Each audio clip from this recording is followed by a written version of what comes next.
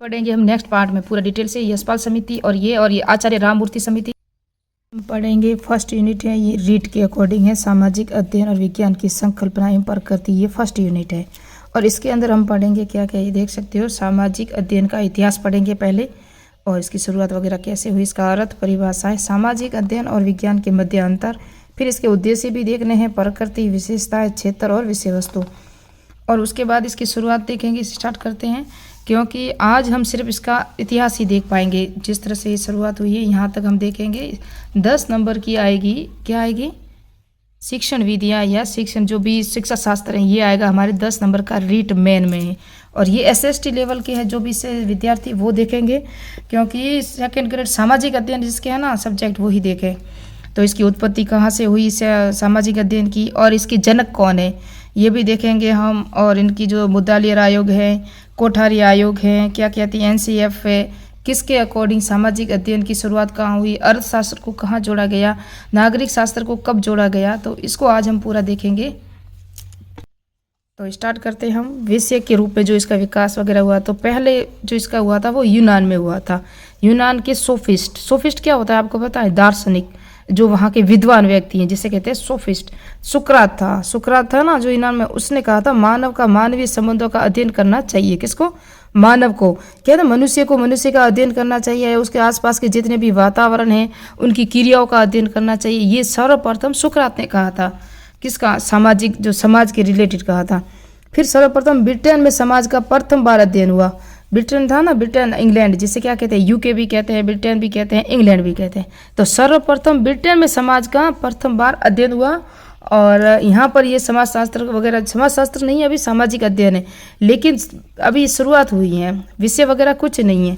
USA के sophist, USA क्या है, अमेरिका, सोफिस्ट यानी दार्शनिक, जॉन डिवेडी ने प्रथम बार अपनी पुस्तक कौन सी थी, सोसाइटी एंड एजुकेशन में सामाजिक ज्ञान शब्द का प्रयोग किया था। किसने किया था, जॉन डिवेडी ने किया था, अमेरिका के थे ये। 1892 में विषय के रूप में सामाजिक विज्ञान के इतिहास में अर्थशास्त्र, नागरिक शास्त्र के साथ शुरुआत हुई थी। तो ये 1892 में शुरुआत हुई थी ना विषय के रूप में, ये कहाँ पर हुई थी, ये अमेरिका में हुई थी, न कि भारत में हुई थी। अभी भारत का अब इतिहास भी हम पढ़ेंगे, लेकिन ये अमेरिका में हुई थी। 3 सब्जेक्ट थे, इतिहास, अर्थशास्त्र और नागरिक शास्त्र, विषय के रूप में 1892 में। सामाजिक अध्ययन के जनक कौन है, हर्बर्ट स्पेंसर है। कौन है, Herbert Spencer. Herbert Spencer Britain के थे। कहाँ के थे, ब्रिटेन के थे। ब्रिटेन में 1857 में national association for the promotion यानी कि ऑफ सोशल साइंस, यानी कि सामाजिक विज्ञान, या विज्ञान है, आप देखना सोशल साइंस है, सामाजिक अध्ययन नहीं है। इस समिति की स्थापना की गई और इसको सब्जेक्ट वगैरह, विषय वगैरह बनाने की, यानी कि कुछ चर्चाएं वगैरह, शब्द का प्रयोग वगैरह किए गए थे। तो ये थे जनक कौन है, हर्बर्ट स्पेंसर। इन्होंने दर्शन शास्त्र में प्रयोग करने के लिए कहा था कि सामाजिक अध्ययन को दर्शन शास्त्र के साथ ही जोड़ने के लिए। तो ये हर्बर्ट स्पेंसर है ना, दर्शन शास्त्र विषय को शामिल करने की मांग को लेकर इन्होंने ब्रिटेन में जो आवाज उठाई थी और समिति का गठन वगैरह किया था। और ये जनक थे, किसके जनक है, सामाजिक अध्ययन के जनक है हर्बर्ट स्पेंसर, याद रखना, वेरी इंपॉर्टेंट है। 1892 में कमेटी ऑफ 10 के 10 सदस्य थे, इसलिए इसका 10 कहते हैं इसको। और यह नाम सामाजिक ज्ञान से शुरू हुआ। यहाँ कौन सा नाम था, यहाँ सामाजिक अध्ययन नहीं था, अभी तक सामाजिक ज्ञान है। और यहाँ विषय कौन कौन से शामिल थे, इतिहास, नागरिक शास्त्र और इकोनॉमी, जिसे कहते हैं अर्थशास्त्र। 3 विषय ही शामिल यहाँ पर भी थे, मैंने अभी बताया ना 1892 वाला। 1911 में अब इसमें समाजशास्त्र को जोड़ा गया था। 1911 में समाजशास्त्र को जोड़ा गया था, लेकिन ये विश्व स्तर पर था। अभी समाजशास्त्र भारत में नहीं जोड़ा गया था। भारत में अभी बहुत देर से समाजशास्त्र मैंने पढ़ाया हुआ है, तो कहाँ जोड़ा, कब जोड़ा, वो आप देख लेना। लेकिन ये राष्ट्रीय, अंतर्राष्ट्रीय स्तर पर था, नेशनल स्तर पर, इंटरनेशनल स्तर पर, सॉरी। 1916 वेरी वेरी इंपॉर्टेंट है, इसको अच्छी तरह याद रखना, यहाँ से प्रश्न बनता है। 1916 में सामाजिक अध्ययन को एक व्यवस्थित विषय के रूप में मान्यता दे दी गई। कहाँ दी थी, भारत में नहीं दी थी, ये दी थी, कौन सा आयोग है ये, जो कोठारी आयोग था ना, कोठारी आयोग नहीं, सॉरी, मुद्दालियर आयोग, माध्यमिक शिक्षा तो रूप में मान्यता दी गई आयोग को, एमएसपी आयोग द्वारा यूएसए में प्रथम बार। भारत में सामाजिक विषय का आरंभ कहाँ हुआ, तो सर्वप्रथम भारत में 1949 में पंजाब में सामाजिक अध्ययन का आरंभ हो चुका था और एकीकृत विषय के रूप में था, लेकिन इसका नाम सामाजिक ज्ञान था। क्या था, सामाजिक ज्ञान के नाम से अध्ययन आरंभ हो चुका था और मांग भी रखी थी और हुआ भी था। 1952 में मुद्दालियर आयोग, माध्यमिक शिक्षा आयोग भी इसे कहते हैं, मुद्दालियर आयोग भी कहते हैं। और इसका जो पूरा नाम था लक्ष्मण स्वामी मुद्दालियर जो व्यक्ति थे, इनकी सिफारिश पर ये हुआ था 1952 में। मुद्दालियर आयोग माध्यमिक शिक्षा आयोग है, माध्यमिक शिक्षा बोर्ड नहीं है, आप याद रखना। माध्यमिक शिक्षा बोर्ड अलग है, अभी माध्यमिक शिक्षा बोर्ड बना नहीं था, ये मुद्दालियर आयोग था, यह माध्यमिक शिक्षा आयोग था। इसके अंदर इन्होंने कहा था इतिहास, ज्योग्राफी और नागरिक शास्त्र पढ़ाना चाहिए। इसमें इन्होंने अनुशंसा की थी सब्जेक्ट को, इतिहास यानी कि इतिहास, भूगोल और नागरिक शास्त्र। और 9वीं क्लास से स्टार्ट करनी चाहिए क्या, अर्थशास्त्र। कक्षा 9 से अर्थशास्त्र को पढ़ाना चाहिए, ये इन्होंने अनुशंसा की थी, या अपनी सिफारिश समिति की सिफारिश के आधार पर इन्होंने ये बात रखी थी। फिर महात्मा गांधी तो पहले आया था, लेकिन मैंने बाद में लिख दिया ये महात्मा गांधी। ये मुंबई में वर्धा में सम्मेलन हुआ था 1937 में, बुनियादी शिक्षा आयोग बनाया गया था यहाँ पर, जिसका नाम क्या था, मूल शिक्षा भी था और बेसिक शिक्षा भी कह सकते हो, या बुनियादी शिक्षा, तीनों एक ही नाम है। और 1937 में, यह आज़ादी से पहले, पंजाब में भी इसके बाद शुरू हुआ था 1949 में। पहले मुंबई में महात्मा गांधी को ही जनक मान सकते हो भारत में, बुनियादी शिक्षा पर जोर दिया था और शिक्षा आयोग भी बनाया था। और इसके अध्यक्ष कौन थे, Zakir Hussain, doctor Zakir Hussain, very important है, ये अभी 2nd ग्रेड में कहीं पूछा गया था कि बुनियादी शिक्षा आयोग का गठन अध्यक्ष कौन थे, तो डॉक्टर जाकिर हुसैन थे और महात्मा गांधी ने इनको बनाया था। 7 वर्ष की शिक्षा है ना, उसको उन्होंने अनिवार्य किया, 7 वर्ष तक शिक्षा देना चाहिए या स्टार्ट होनी चाहिए, यानी कि 7 से 14 तक, और शिक्षा होनी चाहिए वो भी मातृभाषा में होनी चाहिए, ये इस आयोग की अनुशंसाएं थी। लेकिन हम जब पढ़ते हैं ना शिक्षा आयोग में 6 से 14 वर्ष, ये 6 से 14 वर्ष नहीं है, ये 7 से 14 वर्ष है, जो मुंबई में वर्धा सम्मेलन में इसकी जो अनुशंसा वगैरह की गई थी। गांधी जी ने कहा था यह शिक्षा रोजगार आधारित होनी चाहिए, रोजगार आधार पर भी शिक्षा देनी चाहिए, यानी हस्तशिल्प शिक्षा। और शिक्षा स्थानीय परिवेश में देनी चाहिए, जो हमारा खुद का जो समाज है, परिवार है, भूगोल, जो भी वातावरण है, खेत खलियान है, स्कूल है, जो स्थानीय स्तर पर शिक्षा होनी चाहिए, ये भी गांधी जी ने कहा था। गांधी जी ने 3 विषयों में शिक्षा कहा था, तो इतिहास, नागरिक शास्त्र और भूगोल में कहा था। क्या 3 सब्जेक्ट पे इनको शिक्षा होनी चाहिए, जो प्रारंभिक स्तर की शिक्षा होती है 7 से 14 वर्ष की, उसके अंदर उन्होंने बताया था इतिहास, नागरिक शास्त्र और भूगोल होना चाहिए। याद रखना, यहाँ अर्थशास्त्र आपको दिखाई नहीं दे रहा होगा, अर्थशास्त्र सिर्फ यूएसए में ही चल रहा था, भारतीय शिक्षा में अभी स्टार्ट नहीं हुआ था। अनुशंसाएं कर रहे थे, मांग भी उठ रही थी, लेकिन नहीं, मुद्दालियर आयोग ने भी मांग उठाई, लेकिन अभी शुरुआत नहीं हुई थी। उन्होंने कहा था होना चाहिए, 9वीं क्लास के बाद अर्थशास्त्र शुरू होनी चाहिए, इकोनॉमी, ये उन्होंने कहा था। क्योंकि अर्थशास्त्र, गणित का ज्ञान हमें तर्क वितर्क के लिए चाहिए, हिंदी का ज्ञान हमें भाषा या वार्तालाप के लिए चाहिए, सब भाषा का ज्ञान, और विज्ञान ज्ञान जो पर्यावरण है उसका भी हमें, हमारे जो आसपास में प्रकृति, नदियाँ जानने के लिए भी चाहिए। तो इस तरह से उन्होंने कहा था अर्थशास्त्र का भी ज्ञान होना चाहिए, लेकिन वो मुद्दालियर आयोग की बात है, अर्थशास्त्र यहाँ नहीं है। यह शिक्षा एकीकृत शिक्षा पर जोर देते हैं, यानी कि तीनों को साथ में मिलकर पढ़ाना था, अभी अलग अलग विषय पे नहीं था, अभी साथ में एकीकृत विषय के रूप में ये पढ़ाना या पढ़ा रहे थे। महात्मा गांधी जी ने हरिजन पत्रिका में भी कई लेख लिखे, ये 1937 वाला है।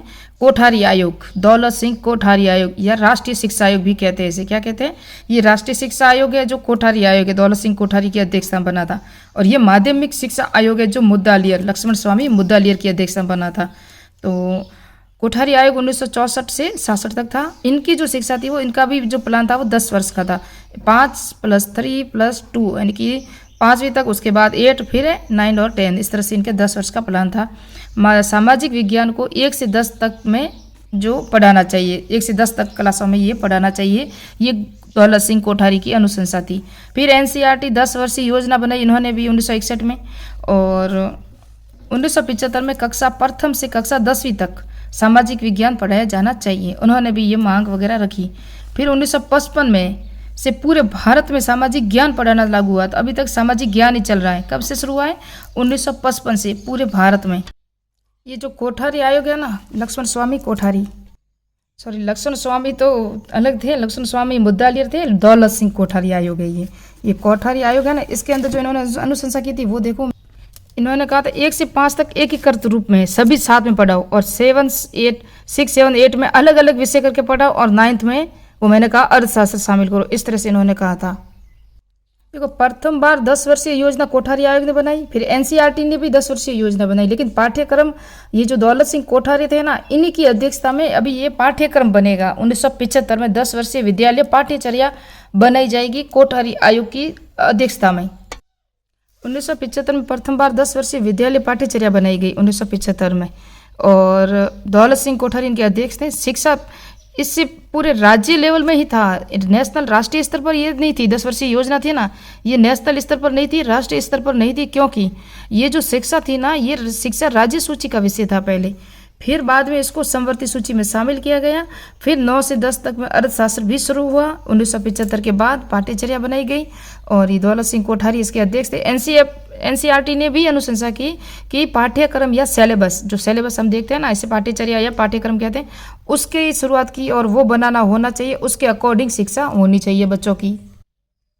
फिर एनसीएफ 1988, जो 1986 में राष्ट्रीय शिक्षा आई थी, आयोग के बाद एनसीएफ की स्थापना की गई। राष्ट्रीय पाठ्यचर्या रूपरेखा, अब यहाँ पाठ्यक्रम है। प्रथम बार एनसीएफ बनाया गया, पहली बार एनसीएफ बना 6, 7, 8 कक्षा में अर्थशास्त्र को भी शामिल किया एनसीएफ के अकॉर्डिंग। फिर एनसीएफ 2000 को समाजशास्त्र में, एनसीएफ 2000 है ना, 2000 में समाजशास्त्र को भी शामिल किया गया था, और सामाजिक विज्ञान और भौतिकी और प्राकृतिक 2 भागों में बांटा। यानी एनसीएफ 2005 में ज्ञान विमर्शीय परिवर्तन, यानी कि कहते थे कि ये जो एनसीएफ है ना, ये बड़ा टफ है, लेकिन ये सरल है और एनसीएफ हमारे सिलेबस में है। और एनसीएफ इतना टॉपिक इंपॉर्टेंट है कि सेकंड ग्रेड में यहाँ से सवाल आते हैं। सीटेट का तो ये फेवरेट सब्जेक्ट है, वहाँ से बहुत से सवाल आते हैं, और रीट में तो 100% 1-2 सवाल आएगा ही आएगा। तो इसकी कुछ अनुशंसा वगैरह थी ना, यानी कि स्थानीय परिवेश में शिक्षा होनी चाहिए, भौतिक होनी चाहिए, प्राकृतिक रूप में, मानवीकृत और सामाजिक रूप में ये शिक्षा होनी चाहिए स्थानीय स्तर पर। उपयोगिता से समानतावाद पर की ओर होता है, उपयोगी भी होनी चाहिए और एक दूसरे के साथ भेदभाव भी नहीं होना चाहिए, ये शिक्षा होनी चाहिए। सामाजिक और राजनीतिक मुद्दों पर भी विचार होना चाहिए। नागरिक शास्त्र के स्थान पर राजनीतिक शास्त्र का सुझाव दिया गया था यहाँ। ये है सेकंड ग्रेड 2025 में, अभी एग्जाम हुआ था ना सेकंड ग्रेड का, सितंबर में हुआ, कब 7 सितंबर, तब एग्जाम में ये प्रश्न आया है।